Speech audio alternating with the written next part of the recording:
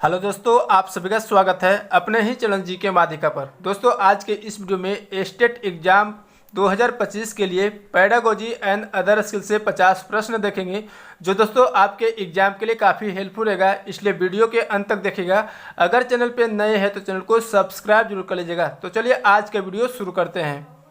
दोस्तों, पहला प्रश्न है, लर्निंग विदाउट बर्डन एक समिति की रिपोर्ट है। इस समिति के अध्यक्ष कौन थे? ऑप्शन में दिया गया professor DS Kothari, professor S पाल, आचार्य राम मूर्ति, डॉक्टर LS मुदालियर। तो लर्निंग विदाउट बर्डन एक समिति की रिपोर्ट है। इस समिति के अध्यक्ष जो है प्रोफेसर S पाल थे। ठीक है, तो इसका राइट आंसर ऑप्शन बी हो जाएगा। नेक्स्ट क्वेश्चन देखते हैं। क्वेश्चन दोस्तों, भारत में किस राज्य में प्रवेश का सकल नामांकन अनुपात सर्वाधिक है? तो भारत में किस राज्य में जो है प्रवेश का सकल नामांकन अनुपात सर्वाधिक है?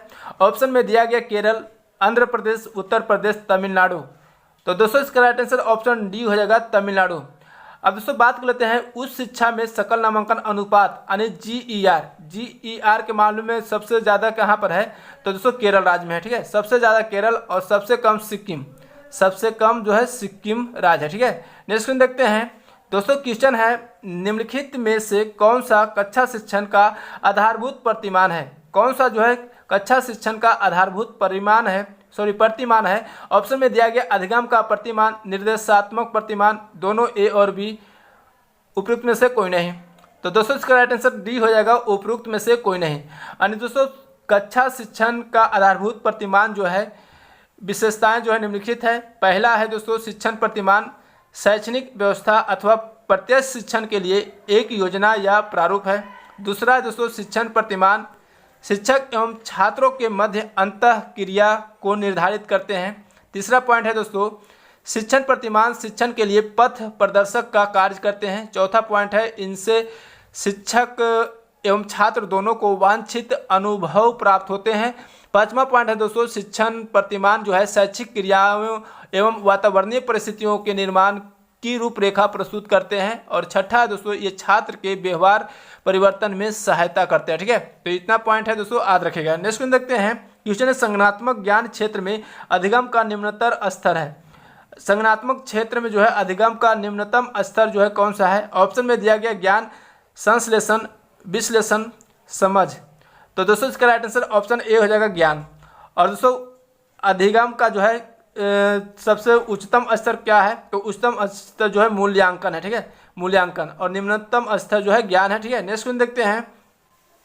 क्वेश्चन दोस्तों, इनमें से कौन सी जो है विधि अभ्यास के लिए उपयुक्त है? कौन सी विधि जो है अभ्यास के लिए उपयुक्त है? ऑप्शन में दिया गया है आगमनात्मक विधि, निगमनात्मक विधि, ड्रिल विधि, विचार विमर्श विधि। तो दोस्तों इसका राइट आंसर ऑप्शन डी हो जाएगा, विचार विमर्श विधि। ठीक है, अब दोस्तों बात कर लेते हैं कि आगमनात्मक विधि जो है क्या है? तो आगमनात्मक विधि वह विधि कहलाती है जिसमें विशेष तथ्यों और घटनाओं के अवलोकन और विश्लेषण द्वारा सामान्य नियम या सिद्धांत बनाए जाते हैं। निगमनात्मक विधि वह विधि है दोस्तों जिसमें जो है समान परिसर से शुरू होता है और तार्किक तर्क के माध्यम से एक विशिष्ट निष्कर्ष पर आता है।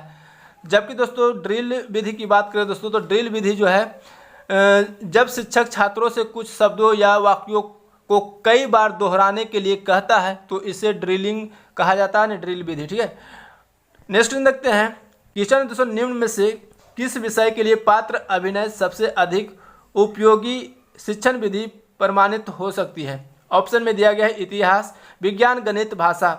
तो दोस्तों इसका राइट आंसर ए हो जाएगा, इतिहास। ठीक है, नेक्स्ट दोस्तों, प्रभावी शिक्षण प्रदर्शित होता है। प्रभावी शिक्षण जो है प्रदर्शित होता है किसके द्वारा? ऑप्शन में दिया गया स्मरण और पुनरुत्पादित करने की योग्यता द्वारा, तर्क करने की योजना द्वारा, संबंधित समस्या का समाधान करने की योग्यता द्वारा, परीक्षा में उच्चतम अंक प्राप्त करने की योग्यता द्वारा। ठीक है, तो ऑप्शन इसका सी हो जाएगा राइट आंसर, संबंधित समस्या का समाधान करने की योग्यता द्वारा। ठीक है, नेक्स्ट देखते हैं। क्वेश्चन दोस्तों, समग्र शिक्षा अभियान 2018 संबंधित है। समग्र शिक्षा अभियान 2018 जो है किससे संबंधित है? ऑप्शन में दिया गया है विद्यालय शिक्षा, उच्च शिक्षा, समावेशी शिक्षा, व्यवसायिक शिक्षा। तो दोस्तों इसका राइट आंसर ऑप्शन ए हो जाएगा, विद्यालय शिक्षा। ठीक है, नेक्स्ट दोस्तों, निम्नलिखित में से शिक्षक में सबसे वांछित कौशल कौन सा है? निम्नलिखित में से दोस्तों बताना है कि शिक्षक में सबसे वांछित कौशल इनमें से कौन सा है। ऑप्शन में दिया गया शिक्षक द्वारा कही गई बात का छात्र की समझ में आना, निर्धारित पाठ्यक्रम पूरा करना, शिक्षक के समय छात्रों का मानसिक रूप से शिथिलीकृत रखना, कक्षा की गतिविधियों के बारे में उच्च अधिकारियों को सूचित करना। तो दोस्तों इसका राइट आंसर ऑप्शन सी हो जाएगा, शिक्षक के समय छात्रों का मानसिक रूप से शिथिलीकृत रखना। ठीक है, नेक्स्ट क्वेश्चन देखते हैं। दोस्तों क्वेश्चन है, एक शिक्षक व्यवहारिक रूप से समझने के लिए किस विधि का प्रयोग करता है? एक शिक्षक जो है व्यवहारिक रूप से समझने के लिए किस विधि का प्रयोग करता है? ऑप्शन में दिया गया व्याख्यान विधि, आविष्कार विधि, प्रदर्शन विधि, समस्या समाधान विधि। तो दोस्तों इसका राइट आंसर ऑप्शन ए हो जाएगा, व्याख्यान विधि। ठीक है, नेक्स्ट दोस्तों, निम्न में से CIA किसका संक्षिप्त नाम है? CIA का इनमें से कौन सा फुल फॉर्म है? ऑप्शन में दिया गया computer analysed instructions, computer assisted instruction, computer assisted intelligence, या उपयुक्त में से कोई नहीं। तो दोस्तों इसका राइट आंसर ऑप्शन ए हो जाएगा, कंप्यूटर एनालाइज्ड इंस्ट्रक्शन। ठीक है, नेक्स्ट देखते हैं। दोस्तों क्वेश्चन है, प्राथमिक बाल्यावस्था शिक्षा का उद्देश्य है। प्राथमिक बाल्यावस्था शिक्षा का क्या उद्देश्य है? ऑप्शन में दिया गया 3R की शिक्षा देना, पोषक आहार देना, कुछ घंटे के लिए माता पिता को बच्चे संभालने से राहत देना, समाजीकरण तथा प्रत्यक्षीकरण क्षमता को बढ़ाकर बच्चे को विद्यालय के लिए तैयार करना। प्राथमिक बाल्यावस्था शिक्षा का उद्देश्य होता है दोस्तों समाजीकरण तथा प्रत्यक्षीकरण क्षमता को बढ़ाकर बच्चे को विद्यालय के लिए तैयार करना। ठीक है, तो डी इसका राइट आंसर हो जाएगा। नेक्स्ट क्वेश्चन देखते हैं। दोस्तों क्वेश्चन है, उत्पादक कार्य द्वारा शिक्षा के विचार पर बल दिया। उत्पादक कार्य द्वारा शिक्षा के विचार पर बल जो है किसने दिया? ऑप्शन में दिया गया स्वामी विवेकानंद, रविंद्रनाथ टैगोर ने, महात्मा गांधी ने, मारिया मोंटेसरी ने। तो दोस्तों इसका राइट आंसर ऑप्शन सी हो जाएगा, महात्मा गांधी ने। ठीक है, नेक्स्ट दोस्तों, राष्ट्रीय शिक्षा दिवस निम्नलिखित में से किनके जन्म दिवस पर मनाया जाता है? राष्ट्रीय शिक्षा दिवस जो निम्न में से किनके जो है जन्म दिवस पर मनाया जाता है? ऑप्शन में दिया गया डॉक्टर APJ अब्दुल कलाम, मौलाना अबुल कलाम आज़ाद, पंडित महामना मदन मोहन मालवीय, डॉक्टर सर्वपल्ली राधाकृष्णन। तो दोस्तों इसका राइट आंसर ऑप्शन बी हो जाएगा, मौलाना अबुल कलाम आज़ाद। ठीक है, अब दोस्तों ये जो है 11 नवंबर को राष्ट्रीय शिक्षा दिवस हर वर्ष मनाया जाता है। ठीक है, नेक्स्ट देखते हैं। क्वेश्चन दोस्तों, LEAP का विस्तार रूप क्या है? LEAP का फुल फॉर्म बताना है। तो दोस्तों इसका राइट आंसर ऑप्शन डी हो जाएगा, leadership education and assessment programme. ठीक है, नेक्स्ट देखते हैं। निम्नलिखित में से कौन सा शिक्षण के विभिन्न स्तरों का सही क्रम है? कौन सा जो है शिक्षण के विभिन्न स्तरों का सही क्रम है? दोस्तों ऑप्शन में दिया गया है स्मृति स्तर, बोध स्तर, चिंतनशील स्तर, बोध स्तर, स्मृति स्तर, चिंतनशील स्तर, चिंतनशील स्तर, बोध स्तर, स्मृति स्तर, स्मृति स्तर, चिंतनशील स्तर, बोध स्तर। तो दोस्तों इसका राइट आंसर ए हो जाएगा, स्मृति स्तर, बोध स्तर और चिंतनशील स्तर, ये सही क्रम है। ठीक है, नेक्स्ट क्वेश्चन देखते हैं। क्वेश्चन अटल नवाचार मिशन के तहत अटल टिंकरिंग लैब को निम्न में से किस स्तर पर नवाचार संस्कृति के लिए प्रस्तावित किया गया है? तो दोस्तों अटल नवाचार मिशन के तहत जो है अटल टिंकरिंग लैब को निम्न में से किस स्तर पर नवाचार संस्कृति के लिए प्रस्तावित किया गया है? ऑप्शन में दिया गया विद्यालय, महाविद्यालय, विश्वविद्यालय, डीम्ड विश्वविद्यालय। तो दोस्तों इसका राइट आंसर ऑप्शन ए हो जाएगा, विद्यालय। ठीक है, नेक्स्ट क्वेश्चन देखते हैं। दोस्तों क्वेश्चन है, उम्मीदों का शिक्षा शास्त्र नामक पुस्तक के लेखक है। उम्मीदों का शिक्षा शास्त्र नामक पुस्तक के लेखक कौन है? ऑप्शन में दिया गया Karl Marx, Ivan Illich, Paulo Freire, John Dewey. तो दोस्तों इसका राइट आंसर ऑप्शन सी हो जाएगा, पाउलो फ्रेयर। ठीक है, नेक्स्ट क्वेश्चन देखते हैं। दोस्तों क्वेश्चन है, निम्नलिखित में से कौन सा शिक्षण अधिगम प्रक्रिया में स्वतंत्र चर है? निम्नलिखित में से दोस्तों बताना है कि कौन सा जो है शिक्षण अधिगम प्रक्रिया में स्वतंत्र चर है। ऑप्शन में दिया गया शिक्षक, शिक्षार्थी, संस्थान, माता पिता। तो दोस्तों इसका राइट आंसर ए हो जाएगा, शिक्षक। ठीक है, नेक्स्ट दोस्तों, निम्न में से अनुमानी या ह्यूरिस्टिक दृष्टिकोण किस पर आधारित होता है? तो निम्न में से दोस्तों बताना है कि अनुमानी या ह्यूरिस्टिक दृष्टिकोण जो है किस पर आधारित होता है। ऑप्शन में दिया गया कंठस्थ करना, गृह कार्य, जिज्ञासु होने की भावना से प्रेरित होना, उपयुक्त में से कोई नहीं। तो दोस्तों इसका राइट आंसर सी हो जाएगा, जिज्ञासु होने की भावना से प्रेरित होना। ठीक है, नेक्स्ट क्वेश्चन देखते हैं। क्वेश्चन दोस्तों, शिक्षक शिक्षण सहायक सामग्री का उपयोग किस लिए करते हैं? शिक्षक जो है शिक्षण सहायक सामग्री का उपयोग जो है किस लिए करते हैं? ऑप्शन में दिया गया शिक्षक को मनोरंजन बनाने के लिए, शिक्षण को जो मनोरंजन बनाने के लिए, छात्रों का ग्रहण शक्ति को बढ़ाने के लिए, छात्रों का ध्यान आकर्षित करने के लिए, छात्रों को शिष्ट बनाने के लिए। तो दोस्तों इसका राइट आंसर बी हो जाएगा, छात्रों को ग्रहण शक्ति को बढ़ाने के लिए। ठीक है, नेक्स्ट देखते हैं क्वेश्चन समावेशी शिक्षा का संबंध है। समावेशी शिक्षा का संबंध जो है क्या है, ऑप्शन में दिया गया सभी बच्चे के लिए शिक्षा का नियम बनाना, विविधताओं का सम्मान और सराहना करना, सभी के लिए शिक्षा में गुणवत्ता लाना, उपयुक्त में से सभी। तो दोस्तों इसका राइट आंसर ऑप्शन डी हो जाएगा, सभी। ठीक है, यानी समावेशी शिक्षा का संबंध जो है सभी बच्चों के लिए शिक्षा का नियम बनाना, विविधताओं का सम्मान और सराहना करना, सभी के लिए शिक्षा का गुणवत्ता लाना। ठीक है, नेक्स्ट देखते हैं क्वेश्चन निम्नलिखित में से कौन सी विधि प्रत्येक शिक्षक द्वारा प्रयोग करनी चाहिए। कौन सी विधि जो है प्रत्येक शिक्षक द्वारा प्रयोग करनी चाहिए। ऑप्शन में दिया गया है विश्लेषणात्मक, संश्लेषणात्मक, केवल संश्लेषणात्मक। तो दोस्तों इसका राइट आंसर बी हो जाएगा, संश्लेषणात्मक और विश्लेषणात्मक। ठीक है, नेक्स्ट देखते हैं क्वेश्चन दोस्तों निम्नलिखित में से कौन सा विकल्प शिक्षण कौशल से संबंधित है। कौन सा विकल्प जो है शिक्षण कौशल से संबंधित है। ऑप्शन में दिया गया श्यामपट्ट लेखन, प्रश्नों का समाधान करना, प्रश्न पूछना, उपयुक्त में से सभी।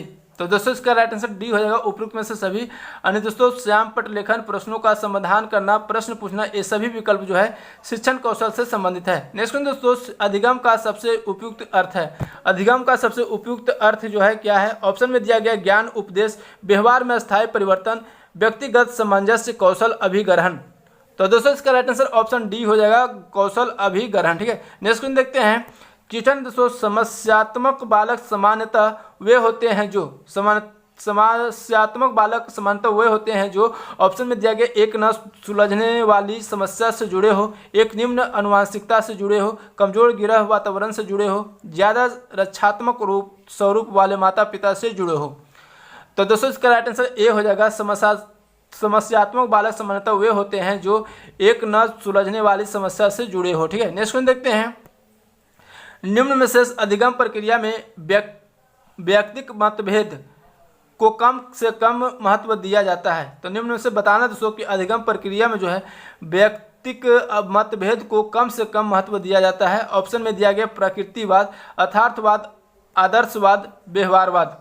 तो दोस्तों इसका राइट आंसर बी हो जाएगा, अर्थार्थवाद। ठीक है, नेक्स्ट देखते हैं दोस्तों क्वेश्चन है 18 से 30 तक के निम्नलिखित 3 प्रश्नों में लुप्त संख्या का पता लगाना है। तो लुप्त संख्या का पता लगाना है। यहाँ पर दोस्तों 4 दिया गया है, 16, 8, 64, 64 के बाद क्या आएगा बताना। ठीक है, तो यहाँ पर दोस्तों अगर अल्टरनेट लेते हैं 4 को 2 से गुना करते हैं 8, 8 को अगर 2 से गुना करेंगे कितना होगा 16। तो यहाँ पर 16 हो जाएगा, ऑप्शन है। ठीक है, नेक्स्ट देखते हैं दोस्तों क्वेश्चन है 2, 7, 17, 32, 52, 77 के बाद क्या आएगा। तो यहाँ पर दोस्तों क्या करेंगे, सबसे पहले डिफरेंस लेंगे। 2 और 7 में कितना डिफरेंस है, तो 5 की। 7 और 17 में 10। ठीक है, इसी प्रकार दोस्तों इसमें कितना है, तो 15 की, इसमें दोस्तों 20 की, और इसमें 25 की, और 25 के बाद क्या आएगा 30। तो 30 इसमें जोड़ेंगे तो कितना आ जाएगा 7 और 3 10 यानी 107। तो 107 इसका राइट आंसर ऑप्शन ए हो जाएगा। नेक्स्ट देखते हैं क्वेश्चन है 15, 18, 24 के बाद क्या आएगा बताना है। ठीक है, तो यहाँ पर 15 है, 18 है, 24 है, 24 के बाद बताना, उसके बाद 45 है। ठीक है, तो इसमें भी दोस्तों डिफरेंस देखेंगे। 15 और 18 में कितना है 3 का। ठीक है, प्लस 3 करेंगे 15 में तो 18 हो जाएगा। 18 में अगर प्लस 6 करते हैं 24। अब दोस्तों 3, 6, उसके बाद 9 आएगा, 9 जोड़ेंगे तो 9, 4, 13 यानी 33। तो 33 इसका राइट आंसर ऑप्शन सी हो जाएगा। ठीक है, नेक्स्ट देखते हैं दोस्तों क्वेश्चन है निम्न में से लुप्त अक्षर का पता लगाइए। इसमें भी लुप्त अक्षर को पता लगाना है। यहाँ पर दोस्तों एफ, जी के बाद एच के बाद आई के बाद क्या आएगा, आई के बाद जे आएगा। ठीक है, यहाँ पर टी बीच में सब टी है तो टी यहाँ पर भी आएगा। उसके बाद दोस्तों जी और एफ में देखते हैं तो जी के बाद दोस्तों एफ यानी -1। ठीक है, -1 हो गया। यहाँ एफ आई में देखते हैं तो एफ जी एच आई यानी +3 हो जाता है। ठीक है, फिर आई एच में -1, फिर यहाँ पर +3 करेंगे तो एच आई जे के हो जाएगा यानी जे टी के ऑप्शन ए हो जाएगा। ठीक है, नेक्स्ट क्वेश्चन दोस्तों यदि किसी भाषा में एजुकेशन का कूट लेखन इस प्रकार किया जाता है तो उस भाषा में रेडफोर्ड का कूट कैसे किया जाएगा। रेडफोर्ड का बताना है। यहाँ पर दोस्तों एजुकेशन का जो है इस तरह से लिखा गया यानी सभी अक्षर को जो है उलट दिया। ठीक है, एन पहले ले लाया गया है, ओ को भी दूसरा नंबर पर, इसी प्रकार सब किया गया। तो इसी प्रकार दोस्तों इसको कर देंगे, उलट देंगे, यानी TROFDER हो जाएगा। तो कौन सा ऑप्शन हो जाएगा दोस्तों? ऑप्शन ए हो जाएगा। नेक्स्ट क्वेश्चन देखते हैं, क्वेश्चन निम्नलिखित में से लुप्त अक्षर का पता लगाएं। यहाँ पर भी लुप्त अक्षर का पता लगाना है। यहाँ पर दोस्तों क्या किया गया है, तो यहाँ Q के बाद R के बाद S के बाद T के बाद क्या आएगा? U आ जाएगा, ठीक है। बीच में दोस्तों A है तो A हो जाएगा, सभी में A है तो A हो जाएगा, ठीक है। उसके बाद दोस्तों RSTUV तो V हो जाएगा, यानी UAV ऑप्शन ए हो जाएगा, ठीक है। नेक्स्ट क्वेश्चन दोस्तों, यदि किसी भाषा में CERTAIN का कूट लेखन इस तरह से किया गया जाता है, उसी भाषा में जो है MUNDANE का कूट कैसे किया जाएगा बताना है, ठीक है। यहाँ पर जो सभी अक्षर का जो है विपरीत अक्षर लिया गया है। C का विपरीत अक्षर X होता है, ठीक है। E का V, R का I, T का G होता है, A का Z होता है, I का R और N का M होता है। इसी प्रकार दोस्तों इसको करेंगे तो M का क्या हो जाएगा? M का N हो जाएगा, U का F हो जाएगा, ठीक है। N का भी M हो जाएगा, ठीक है। D का दोस्तों W हो जाएगा, A का Z हो जाएगा, N का M, E का भी हो जाएगा। तो कौन सा ऑप्शन? सी हो जाएगा, ठीक है। नेक्स्ट क्वेश्चन देखते हैं दोस्तों, क्वेश्चन है यदि HE बराबर 13 और MOVER बराबर 77 है तो बेसिक का क्या होगा?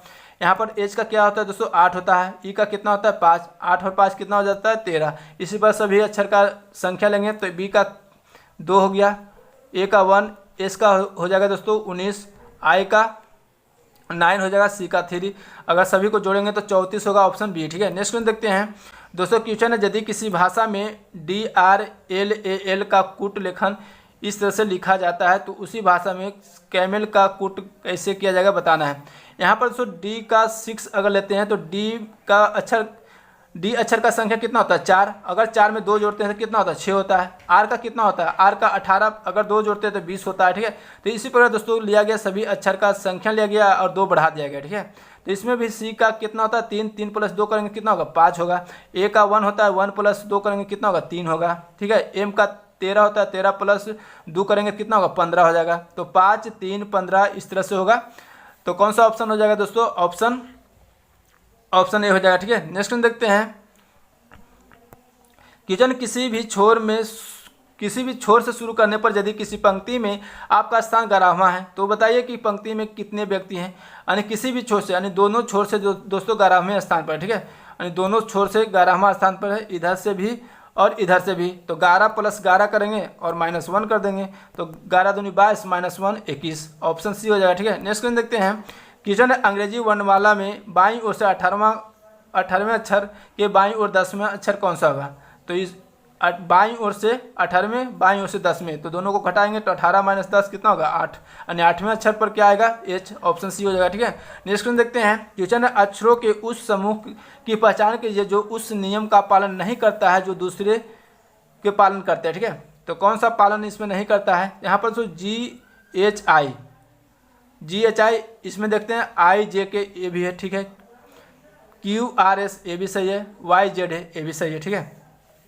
अब दोस्तों इसमें देखते हैं IJKLM, इसमें देखते हैं दोस्तों KLM, STU ABC, तो BC और D ये तीनों दोस्तों जो है एक नियम का पालन करता है, ए अलग है, ठीक है। तो ए इसका राइट आंसर हो जाएगा। नेक्स्ट क्वेश्चन देखते हैं, नेक्स्ट क्वेश्चन दोस्तों, शिक्षक की अभिवृत्ति जिसका उसके शिक्षण पर प्रभाव पड़ता है का संबंध है, यानी किससे संबंध है?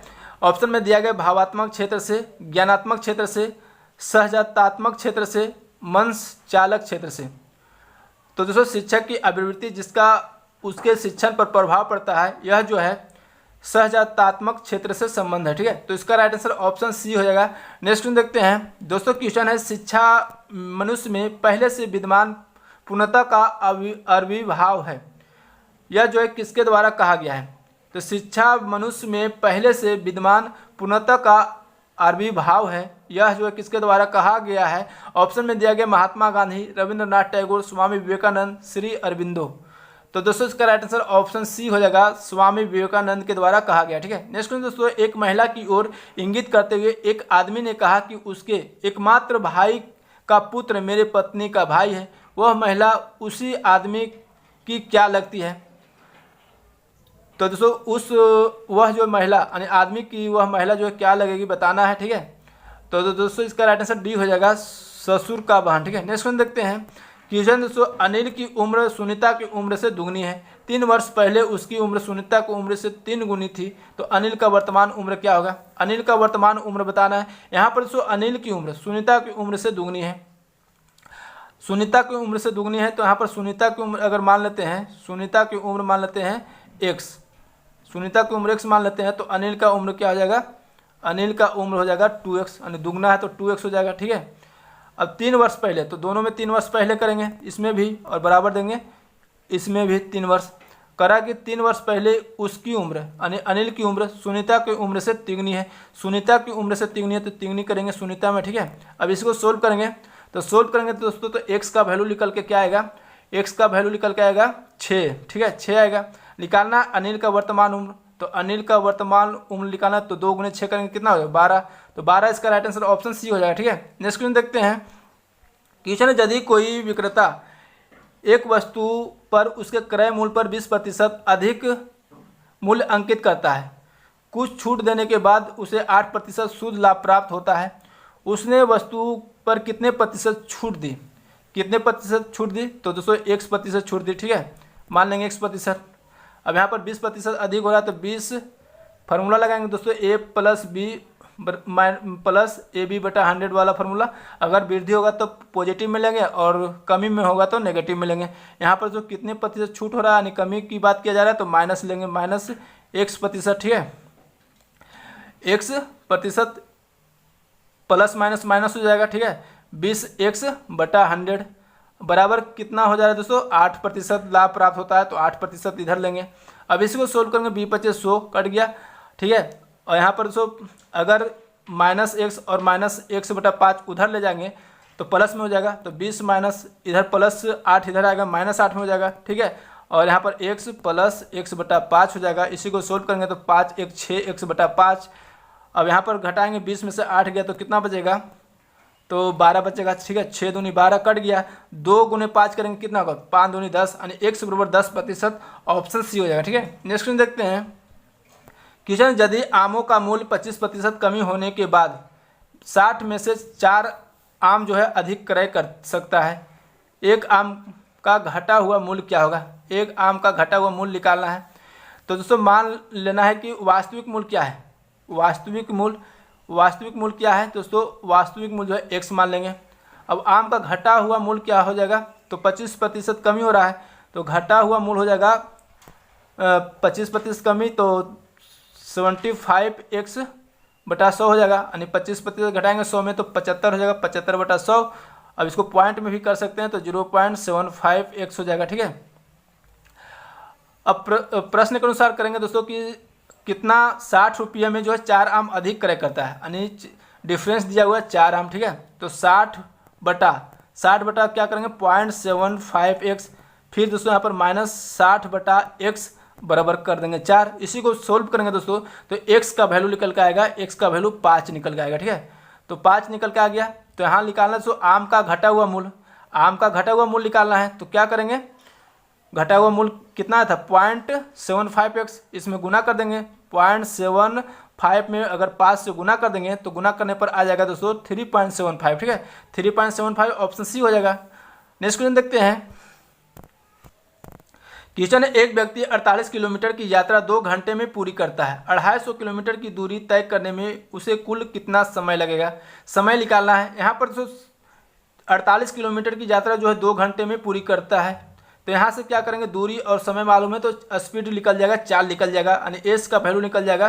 तो चाल बराबर क्या? तो दूरी बटा समय, दूरी 48 समय 2 काट देंगे तो 24 बार में कट गया, यानी 24 किलोमीटर पर घंटा आ गया। ठीक है, पर आवर। अब यहाँ पर दोस्तों अगर स्पीड मालूम हो गया, दूरी दिया गया 250 किलोमीटर, तो समय निकालना है। तो समय बराबर क्या होता है? दूरी बटा चाल, दूरी है 250 और यहाँ पर से चाल कितना निकल के आया? 24। अब इसी को सोल्व करेंगे, तो सोल्व करने पर दोस्तों कितना आ जाएगा?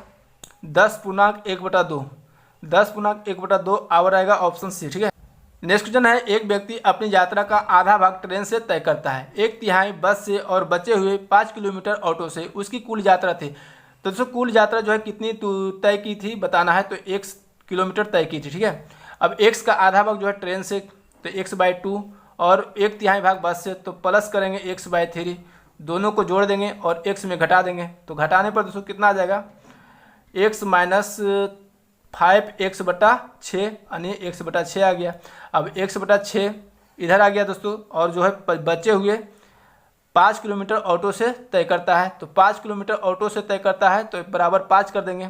तो x बराबर कितना आ जाएगा, क्रॉस मल्टीप्लाई करेंगे तो 6 × 5 6 × 5 30 यानी 30 किलोमीटर। तो 30 किलोमीटर ऑप्शन ए हो जाएगा। ठीक है, नेक्स्ट क्वेश्चन दोस्तों, दो संख्याएं 3:5 के अनुपात में हैं। यदि 9 को उन संख्याओं में से घटा दिया जाए तो अनुपात 12:23 होगा। तो संख्याएं क्या होगा, संख्याएं निकालना है। दो संख्याएं 3:5 में दिया गया है। तो पहली संख्या 3x और दूसरी संख्या 5x, दोनों में 9 घटा दिया जा रहा है, तब रेशियो कितना बन जा रहा है, 12:23। ठीक है, 12/23। इसी को सोल्व करेंगे तो x बराबर निकल के आएगा 11। अब दोनों में दोस्तों 11 गुना करेंगे तो 11 × 33 और दूसरी संख्या जो 11 × 5 = 55। तो ऑप्शन सी। ठीक है दोस्तों, पिता और उसके पुत्र की आयु का मान जो है 27 वर्ष है। 18 वर्ष बाद पिता की आयु अपने पुत्र की आयु से दुगना होगा तो उनकी वर्तमान आयु क्या होगा।